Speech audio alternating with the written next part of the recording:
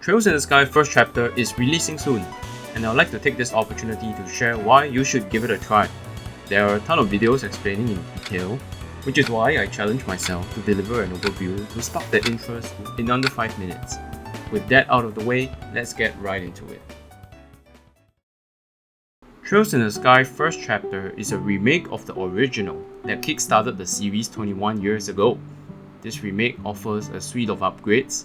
It teaches the pixel sprites for gorgeous 3D models, introduces real-time action combat from later games, and updates story content to reflect more accurately to the lore that has developed over the past 2 decades.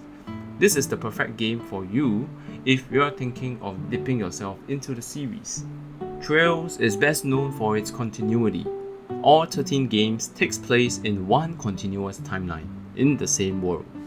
Think Xenoblade, but instead of 3 games and a few DLCs, you've got 13 games, 1,000 hours of lore, and a side characters pack that somehow matters 4 games later. These games expect you to have prior knowledge, and jumping in mid-series can be genuinely confusing. That's why Sky First Chapter is such a big deal. It's the remake of the very first game, the best entry point there is. Because of its interconnected cast and story, Trails is often compared to giants like One Piece or the Marvel Cinematic Universe. But those comparisons sometimes miss what makes it special. Much of the series' DNA is right here in the first game. Falcom is big on show, don't tell. Instead of dumping lore on you, Trails make you live it. One quest has you chasing down a clinic's missing cigarettes.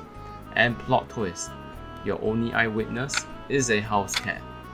Grab the in-game kitty talk for dummies, translate a few meows, and off you go. Silly? Absolutely. But it's through these small mundane errands that the country of Liberal starts to feel alive. Yes, Trails takes its sweet time, but that pacing is deliberate. Every shopkeeper, stray pet, and a side errand is a brick in a much bigger structure. When the main plot finally kicks in, you're already invested in the people, the towns, and even that random dog you barely noticed back in chapter 1. Stick with it, and you'll get some of the richest long-form storytelling in gaming. For perspective, Sky First Chapter's Japanese script alone is roughly 3 times longer than the entire Lord of the Rings trilogy combined.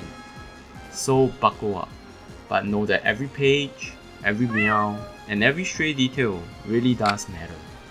The modernized gameplay adds a fresh touch, borrowing from later entries to blend turn-based and action mechanics. This makes it more accessible and responsive, while still retaining the deep strategic systems that make the combat so rewarding that is present since the first game. And, for the first time ever, a worldwide release, full multi-language support, and a simultaneous launch on all modern platforms. That might sound standard to you, but for Trails, it's something I thought I would never see happen. Explaining the difficulty is a whole video essay by itself, and many people before me have explained it. Check out the link if you are curious. Finally, Trails in the Sky First Chapter is a game with a colourful, grounded cast living in an interconnected world where progress happens and you live through its consequences. NPCs aren't just props, they have names, routines, and ongoing side stories. World events ripple through the continent. Politics play out over time. You get to see characters grow up, fall apart, come back together. Sometimes they clash, sometimes they change sides, sometimes they just disappear for a while. It's a game that values details, and if you're the kind of person who notices them, it quietly rewards you.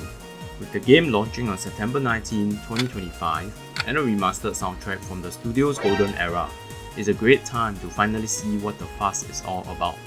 If you have ever wondered why people care so much about this series, this is where it begins. Thank you for listening to the end, and if you decided to give the game a shot, let me know down below. Share this with your friends who still think that Sky the Third is skippable, or leave a comment yelling at me why you think I'm wrong. See you in Liberal, fellow bracers.